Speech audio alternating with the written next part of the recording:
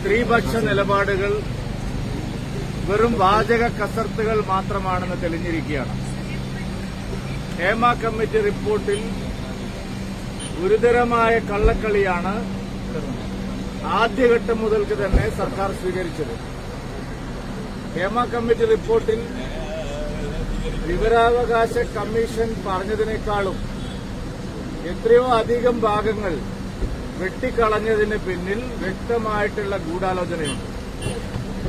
ഇരകൾക്ക് നീതി നിഷേധിക്കാൻ വേണ്ടി വളരെ ആസൂത്രിതമായിട്ടാണ് സർക്കാർ പരിശ്രമിച്ചത്. ഇതൊരു ചായക്കോപ്പയിലെ കൊടുങ്കാറ്റായി മാറണമെന്നാണ് സർക്കാർ ആഗ്രഹിക്കുന്നത്. സ്ത്രീകൾക്ക് വേണ്ടി സംസാരിക്കുകയും വേട്ടക്കാരെ സഹായിക്കുകയും ചെയ്യുന്ന വിചിത്രമായ നിലപാടാണ് സർക്കാർ സ്വീകരിക്കുന്നത്. ആരെയോ രക്ഷിക്കാൻ ഉദ്ദേശിച്ചുകൊണ്ടുള്ള വളരെ ആസൂത്രിതമായ ഗൂഢാലോചനയാണ് നടന്നിരിക്കുന്നത്.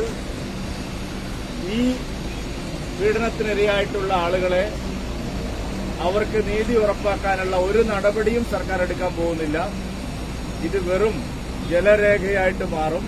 ഇതിന് യാതൊരു തരത്തിലുള്ള നിയമ നടപടിയും സർക്കാർ ആഗ്രഹിക്കുന്നില്ല, ഉദ്ദേശിക്കുന്നില്ല എന്നുള്ളതാണ് ഈ നടപടിയിൽ നിന്ന് വ്യക്തമാവുന്നത്.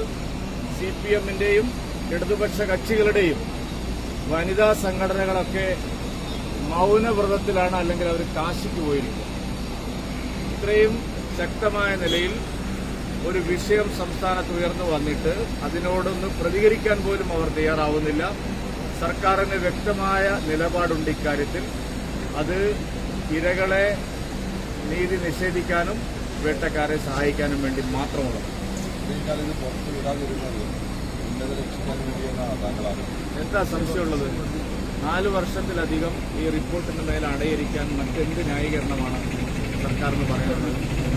ഈ റിപ്പോർട്ട് സമർപ്പിച്ചതിന് ശേഷം ആവശ്യത്തിൽ കൂടുതൽ ഭാഗങ്ങൾ, പറഞ്ഞതിൽ കൂടുതൽ ഭാഗങ്ങൾ വെട്ടിക്കളയാൻ ആരാണ് അവരെ ചുമതലപ്പെടുത്തിയത്? പരാതി ലഭിച്ചാലേ കേസെടുക്കൂ എന്ന് പറഞ്ഞാൽ പിന്നെ എന്തിനാണ് ഒരു കമ്മിറ്റിയെ വെച്ചത്? ഒരു ജുഡീഷ്യൽ സ്വഭാവത്തിൽ ഒരു കമ്മിറ്റിയെ വെക്കുന്നത് നമ്മുടെ നാട്ടിലുള്ള ഏത് സംഭവങ്ങളിലും വിശദമായിട്ടുള്ള വിവരങ്ങൾ പുറത്തു വരാൻ വേണ്ടിയിട്ടാണ്, നടപടിക്ക് വേണ്ടിയിട്ടാണ്. അപ്പോൾ ഈ കമ്മീഷനൊക്കെ ഇത്രയും വിലയെ സർക്കാർ കൽപ്പിച്ചിട്ടുള്ളൂ. അപ്പോൾ അതിനർത്ഥം ഈ സർക്കാരിന് നേരത്തെ തന്നെ ഒരു ശ്രദ്ധ തിരിച്ചുവിടാൻ വേണ്ടി മാത്രം ഒരു കമ്മീഷനെ വെച്ചു. അതിന്റെ റിപ്പോർട്ട് കിട്ടിയതിന് ശേഷം ഗൌരവതരമായ വിഷയങ്ങളുണ്ടെന്ന് മനസ്സിലായപ്പോൾ സർക്കാർ പിന്നോട്ട്. അത് വളരെ ആസൂത്രിതം തന്നെ.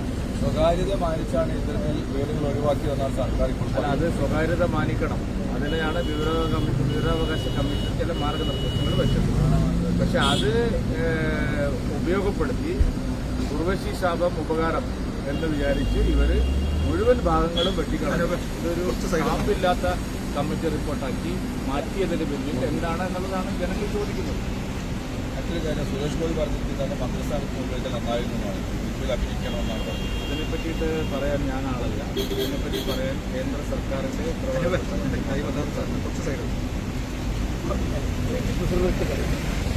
മധൂർ പഞ്ചായത്തുമായി ബന്ധപ്പെട്ടിട്ട് വലിയ രീതിയിൽ രാഷ്ട്രീയ വിവാദങ്ങൾ ഉണ്ടാക്കിയിട്ടുണ്ട്. അപ്പോൾ അതുമായി ബന്ധപ്പെട്ട് എന്താ പറയുന്നത്? ഇന്നിപ്പോൾ UDFിൻ്റെ അത് ജില്ലാ കമ്മിറ്റി അതിന് ഉചിതമായിട്ടുള്ള തീരുമാനം, അതിന് പ്രാദേശികമായി തന്നെ പരിഹരിക്കേണ്ട വിഷയങ്ങളാണ്. അതിൽ യാതൊരു വ്യക്തതയുമില്ല. പാർട്ടി ജില്ലാ ഘടകം ഇത്തരം വിഷയങ്ങൾ പരിശോധിക്കാനും പരിഹരിക്കാനും പൂർണ്ണമായിട്ടും കഴിവുള്ള ആൾക്കാർ. ഇപ്പോൾ ഭരണസമിതിക്ക് വീഴ്ച സംഭവിച്ചിട്ടുണ്ട്. പറഞ്ഞല്ലോ, ഇനിയിപ്പോൾ